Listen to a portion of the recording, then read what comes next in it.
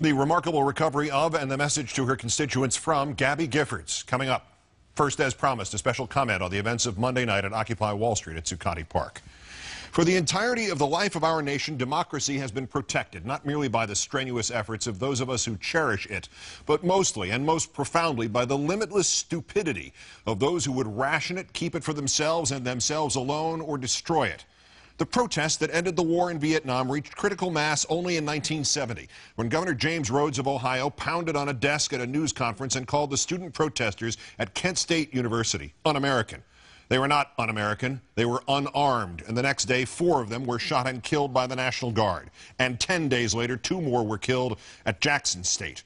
Those protests had themselves only gone mainstream 20 months earlier, when Mayor Daley of Chicago overreacted with mindlessness and sadism to the massing of demonstrators outside the 1968 Democratic Convention, and the whole world watched.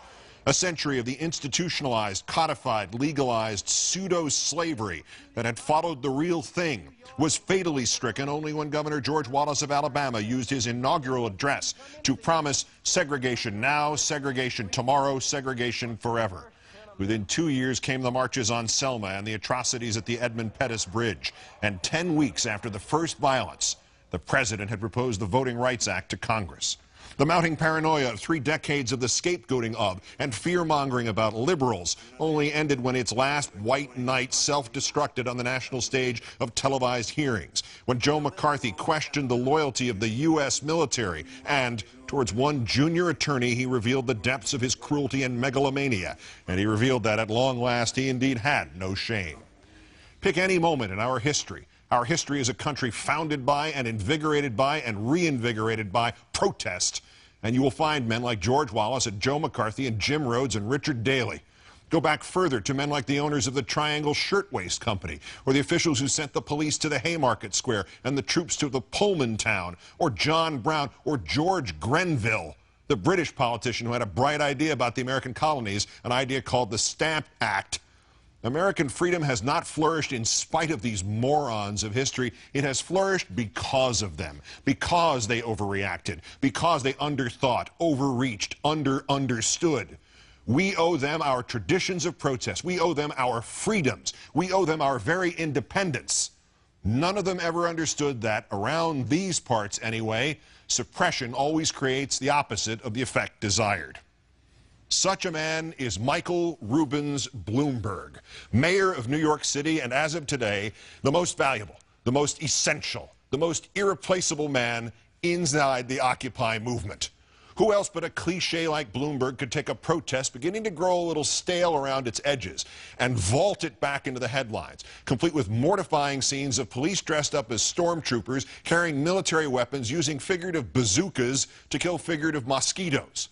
Who else but an archetype like Bloomberg could claim a group of protesters was making too much noise in a residential area and then choose to try to disperse them by bringing out LRAD audio cannons, machines that send painful waves of sound indiscriminately over the very same residential area? Who else but a cartoon like Bloomberg could have become rich, creating a multi-billion-dollar media and news company, and then authorize illegally preventing reporters from witnessing police actions he claimed were utterly legal, and then authorize the arrest of 4 reporters at a church? Who else but a human platitude like Bloomberg could have just gotten back from Jerusalem and the dedication of a $10 million medical facility for which he generously paid, and then enabled the image of policemen seizing 5,500 books from the Occupy Wall Street library and throwing them in a dumpster as if the cops were book burners? Who else but a hypocrite like Bloomberg could have overridden by backroom deal with the New York City Council the results of 2 separate referendums, limiting those in his office to just 2 terms as mayor so he could serve a 3rd term, and then have had his police arrest, beat up, and incarcerate a member of the New York City Council?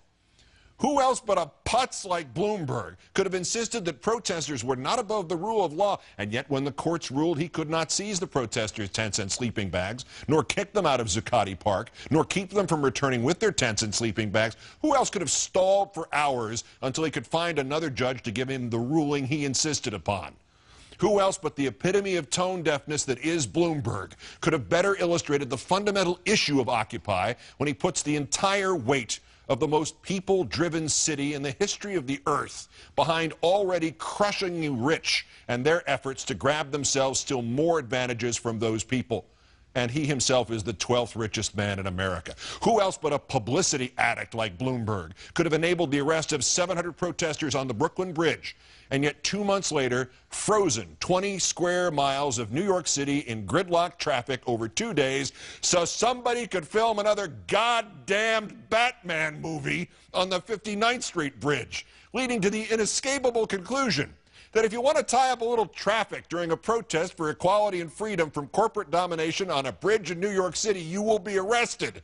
But if you want to tie up all the traffic during a goddamned movie shoot for the financial benefit of corporate domination, the city of New York will embrace you and give you tax breaks. Michael Bloomberg, no such a figure, no such a living, breathing embodiment of all that is wrong and all that is stupid in the establishment in this country could be ordered up from the works of fiction or the casting calls of that goddamn Batman movie they filmed the weekend before he ordered the raid on Occupy Wall Street. Obviously, Mayor Bloomberg, you should resign, and your little bully of a police commissioner, Raymond Kelly, should go with you. You have overstepped all reasonable interpretations of your rights and responsibilities, and you have made Americans and people around the world realize that you are simply smaller, more embarrassing versions of the tin pot tyrants who have fallen around the globe in the past year.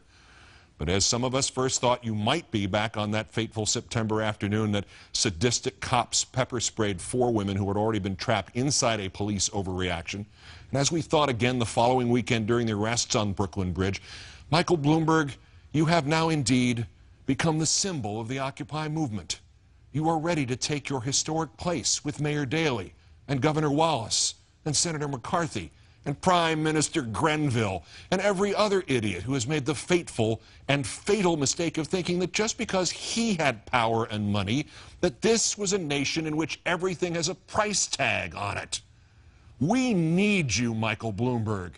We need you to keep making these mistakes. Tone-deaf, sensibility-offending, world-changing mistakes like the pepper spray and the Brooklyn Bridge and the paramilitary assault on Occupy Wall Street last night. Hell, Mike, the freedoms of this wonderful and transcendent nation corrupted by the endless greed of you and the other dozen richest people in it, and the corporations who nevertheless have still managed to own you somehow. These freedoms will not be restored to us in just the next 2 years. I'm endorsing you for a 4th term. Your nation needs you, Mr. Mayor. Occupy needs you. Bloomberg now, Bloomberg tomorrow, Bloomberg forever.